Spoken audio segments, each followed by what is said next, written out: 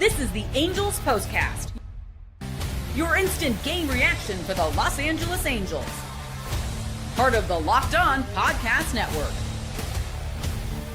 Your team every day.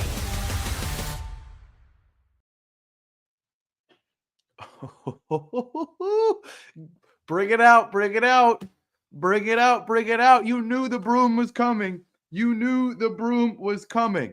The vibes, oh man, I got it flipped around. Vibes are so high today, folks.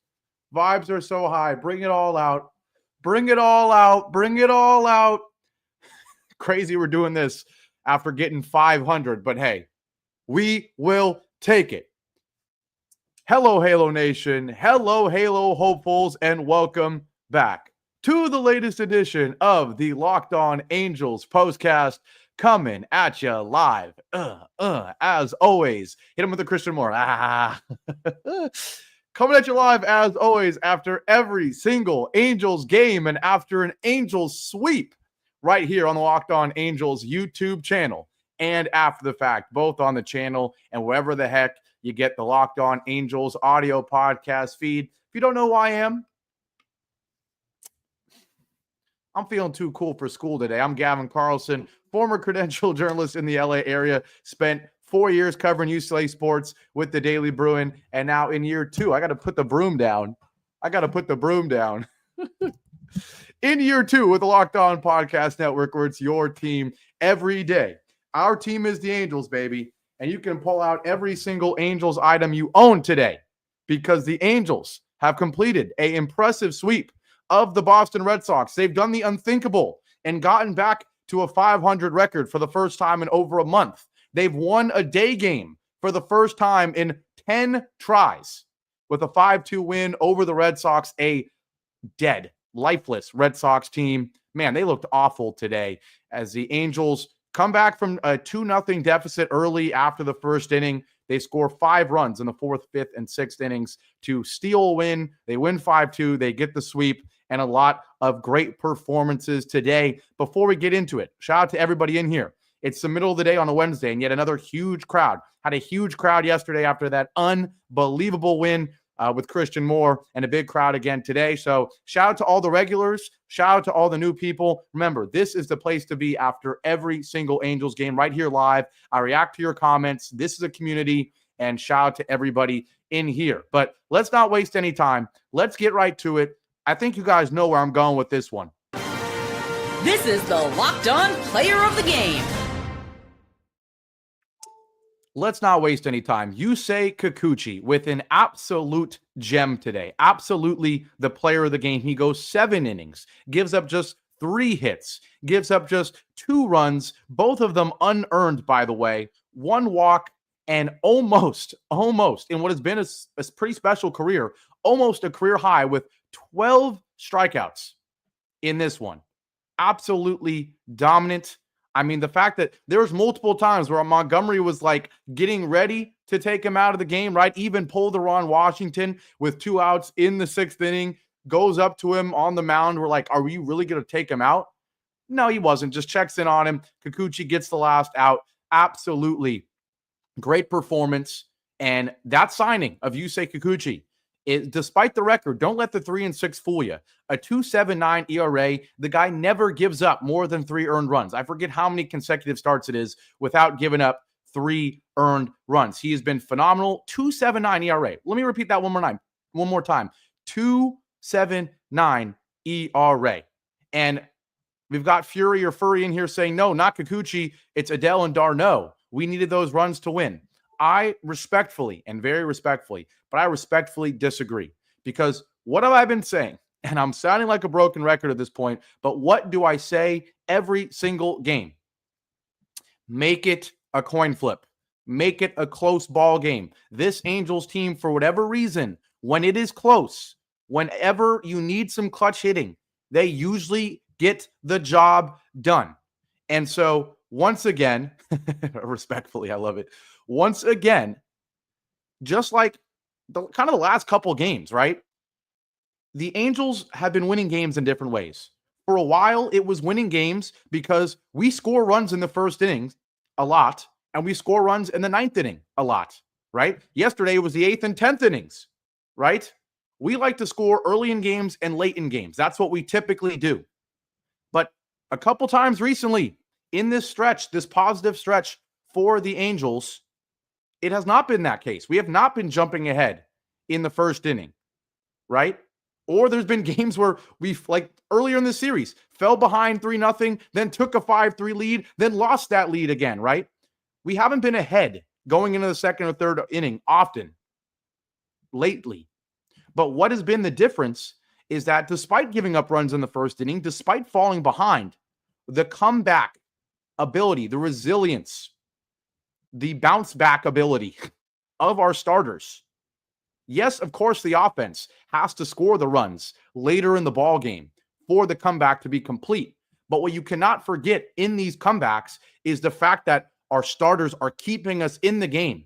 How many times last year were the Angels down 2-0 and then it became 4-0 or 6-0 or 8-0? And then the Angels, we would make fun of it. They would score 4 runs in the 7th or the 8th inning. But the difference last year is that 2-0 deficit was suddenly 6-0, 7-0, 8-0. So when we scored those 3-4 runs, we were still down. We were still down. And they felt like useless runs in a season where all of our games felt like useless games.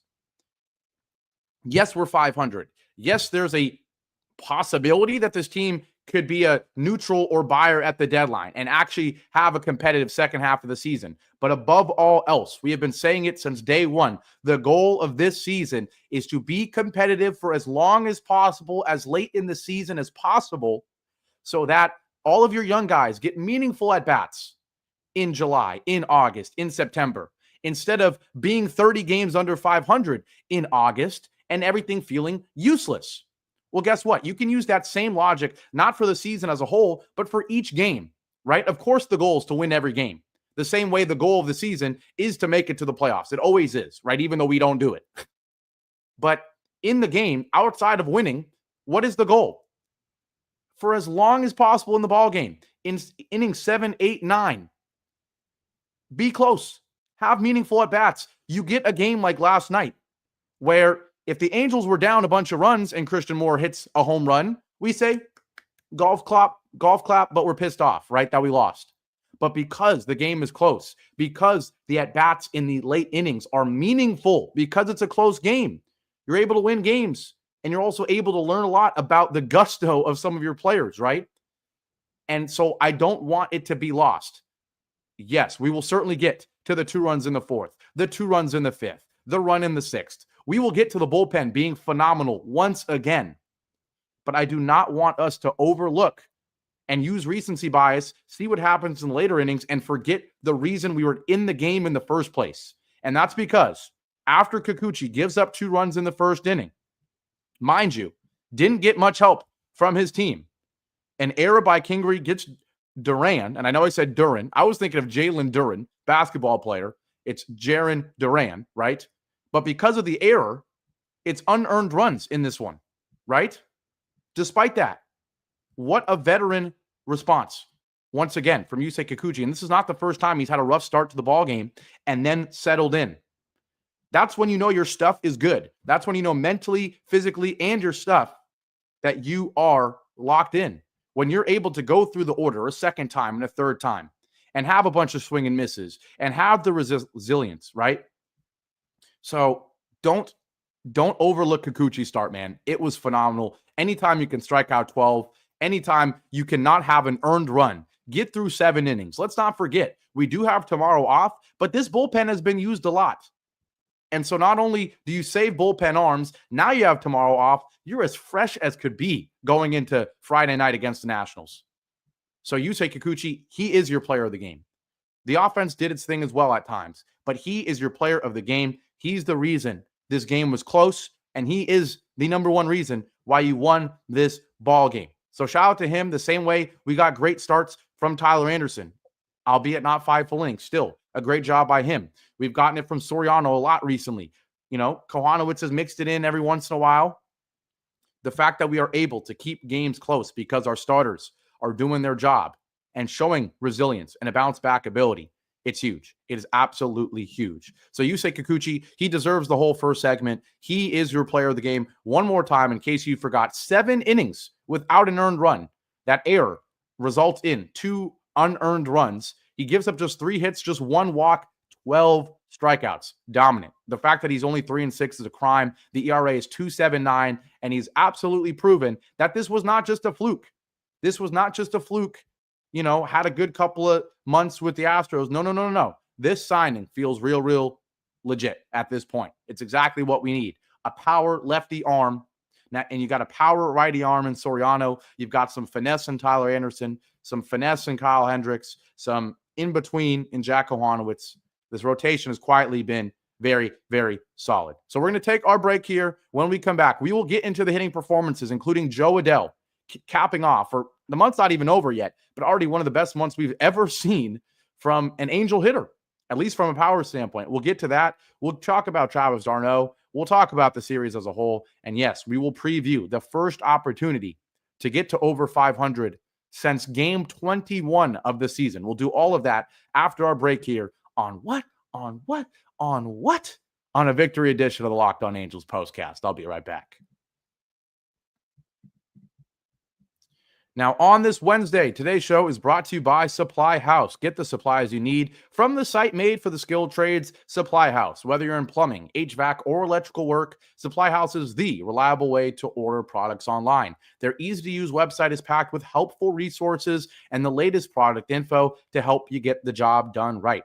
Plus, with a complete inventory of over 200,000 parts from 400 plus top brands, you'll find exactly what you need delivered fast from coast to coast. If you need help with an order, Supply House offers expert support and industry-leading service, so you'll always talk to a real person. And for trade pros looking for an extra edge, their free Trade Master program offers exclusive perks like a dedicated phone line, free shipping, and discounts on every order. Thousands of skilled professionals are already taking advantage. Now it's your turn. Join the Trade Master program today at supplyhouse.com/TM and start ordering plumbing, HVAC, and electrical supplies with just a few clicks. Plus, use promo code SH5 for 5% off your first order. That's supplyhouse.com. And today's show is also brought to you by Monarch Money. If you ever wish your money managing your money felt easier with Monarch Money, it can. Whether you're growing your savings or planning a big purchase, Monarch puts you in the driver's seat. It's like having your own personal CFO, giving you full visibility and control over your finances. Monarch Money is more than just a budgeting app. It's a complete financial command center. You can track all your accounts, investments, and spending in one place. So in addition to managing your money, you're also building wealth. The fact that you can have everything done in one app is great, right? I'm someone who has a ton of apps, and I like them. They're all functional. They all help me in my life. But the fact that when it comes to my finances, both currently, my budgeting, my spending, and planning my future with my investments, the fact that I can do it all in one app is a game changer. It saves so much time and so much mental headache, right? So if you, like me, want to take control of your finances with Monarch Money, use code LOCKEDONMLB at monarchmoney.com for 50% off your first year. That's huge. Not just a month, right? It's the entire year, 50% off. That's monarchmoney.com, code LOCKEDONMLB for half off your first year. And yes, it's time for a throat spray break.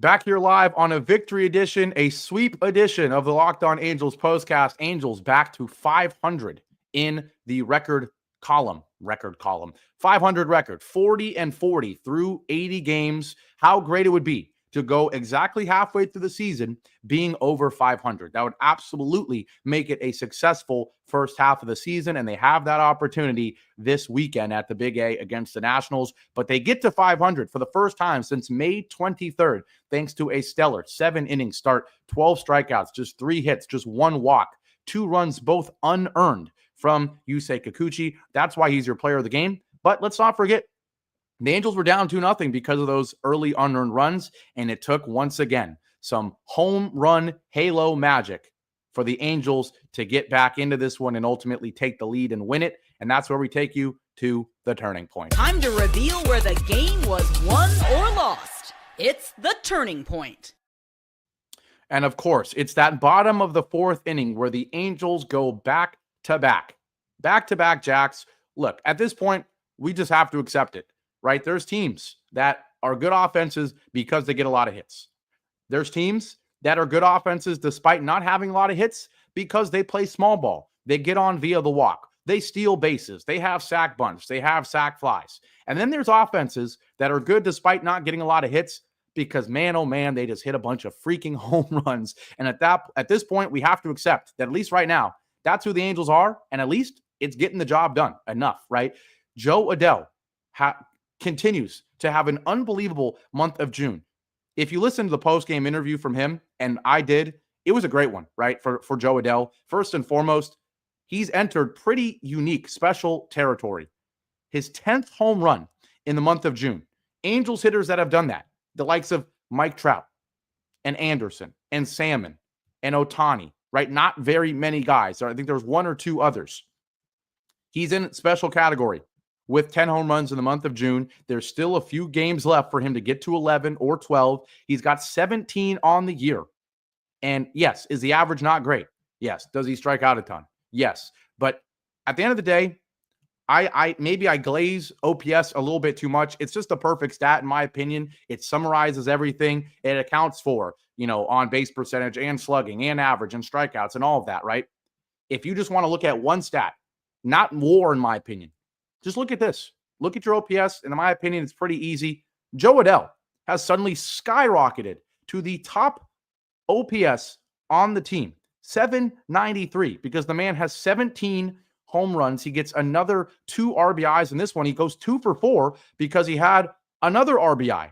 He is your player of the game in terms of hitting, and he starts the rally for the Angels in the bottom of the 4th with the solo shot. Another impressive swing for him. His ability to not just hit the ball down the left field line anymore. This one on an 0-2 pitch as well. He gets a hanging slider. He loves a hanging slider, and he hits it 433 feet, 108.1 exit velo against Fitz, who was having a good start up until that point. But man, things go downhill quickly for him. Jo Adell with a huge bomb, and then the very next batter, Travis d'Arnaud, the very next pitch, a fastball above the letters, above the zone. It was a ball, but he was clearly sitting on it. He crushes it 394 feet to right center. Very impressive swing from Travis d'Arnaud. He's got his 4th home run of the year. When we made that acquisition in the offseason, we said 2 things. He's going to occasionally give you a home run, and he's going to give some coverage behind the plate when Logan O'Hoppe needs to take a break.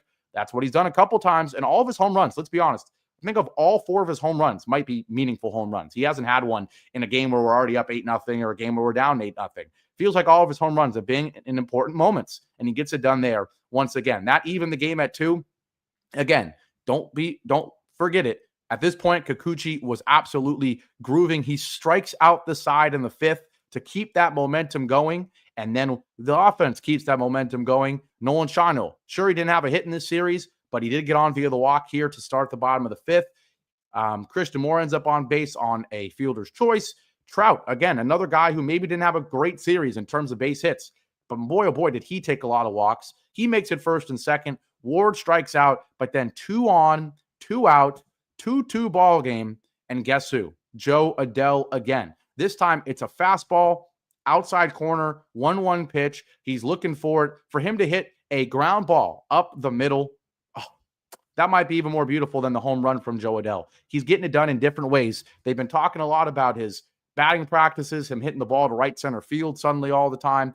This was another great example. 110.9 off the bat on a ground ball up the middle. That's able to score a speedy Christian Moore and make it 3-2. And then guess who again? Travis d'Arnaud comes through again. This time, a soft liner into left field. Trout shows some decent wheels scoring. That made it 4-2. And while Lamont Wade grounds out, we're not able to add more. At this point, it's 4-2. You've got all the momentum. Guess what Yusei Kikuchi does in the top of the 6th? 1-2-3. Once again, the guy deserves so much freaking credit for keeping the momentum going. And then, this was a beautiful inning to see. You see Rengifo get a hit. You see Kingery get a hit.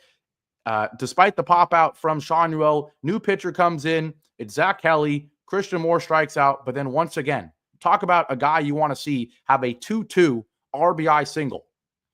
Or excuse me, a 2-out RBI single. It's Mike Trout, a guy who hasn't done that very often. We've talked about it a lot. He comes through here. Sure, it was a blooper. into right field, but it gets down. Rengifo's able to score. That makes it 5-2, and it cannot be understated, the confidence that you have when you go up 5-2, knowing how good Kikuchi's been, knowing how solid the bullpen is. And let's be honest, the Red Sox look pretty freaking lifeless at this point. It never felt like, once the Angels went up 4-2, but especially 5-2, I never had any doubt that the Red Sox were, I didn't expect the Red Sox to come back in this one. It felt like, yeah, we got this one, right? This is the difference between a team like the Angels right now that's showing confidence, that's showing liveliness, that has young energy, versus the Red Sox team that should have young energy, but they just look deflated. They just traded their best player. They just got swept by the freaking Angels. They lost in San Francisco. They look pretty down and out, and were able to take advantage with an impressive 5-2 win. The Angels do have 10 hits. Very impressive. They do strike out 12 times. You're always going to get that. But 3 hits from d'Arnaud, 3 for 4 with 2 RBIs. Jo Adell, 2 for 4 with 2 RBIs. You had 2 hits from Rengifo. Love to see that he's quietly getting a little bit hotter. Lamont Wade had a base hit. Kingery a base hit. Trout with that RBI single as well. And 2 more walks for him. That OPS is 779 because he keeps getting on base and he keeps getting RBI. So let's not rip on Trout too much. Another great win. Now, let's quickly talk about the upcoming series. The Nationals lost today 1-0 in San Diego. We know that that's not an elite baseball team. I'd say we are a better baseball team than them right now, and we have a huge opportunity to get to above 500, a winning record for the first time since the team was on game 21. Let's not forget, the Angels started the season 8-4, then they started losing a bunch of games, and by game 22, we were already, 500 and then below. So we have an opportunity to go above 500 for the first time in a while, and you absolutely love to see it. Some other good news in this series, Kenley Jansen left the game early a couple of games ago. He's okay, and now an MRI reveals no structural damage for Zach Neto, which is great news like you're all talking about. Day to day, I wouldn't be surprised if we see him on Friday or maybe Saturday. And so the Angels, everyone, of course, guys like Ben Joyce are still not there and Stevenson aren't there, but most of the team is healthy, knock on wood. And now you have a huge opportunity on Friday after the day off tomorrow to go ahead of 500 and really make things interesting going into the All-Star break and the trade deadline and all of that. So let's enjoy the day off tomorrow. And then we've got an interesting one. It'll be Irvin for the Nationals on Friday night against Soriano. You know how I feel against Soriano. I think we've got the advantage whenever he's on the mound, in my opinion. Then apparently it's going to be Soroka, who's not been good, against Kyle Hendricks, who's been okay. And then it's Parker, who has not been good, against Kohanowitz, who hasn't been good. So I'm expecting a lot of runs this weekend. I think that favors the Angels against a 33-48 Nationals team. So let's get it done. It's going to be exciting. But shout out to everybody in here. You know how much I appreciate you guys. Yesterday was very, very special just to have so many people in here. A lot of new faces, a lot of familiar faces. Again, a huge crowd today, despite it being 4:34 p.m. on a Wednesday. It's not nighttime. There's a lot of people at work or driving home from work or everything like that. So shout out to all of you. Absolutely agree, La Habra sports fan. Let's at least get 2 out of 3. John, I'm liking that. Let's maybe get to 45 wins before the All-Star break. Agree with absolutely both of those things. Vinny, I cannot make it to the Big A this weekend, but I promise it's going to happen soon. I really do promise it's going to happen soon. I'm going home to the Bay Area this weekend. Got some family stuff, unfortunately, but then some good stuff as well. Of course, I'll be doing my shows as usual, but I'll see you back here Friday night. Angels win one more time. Let me get it.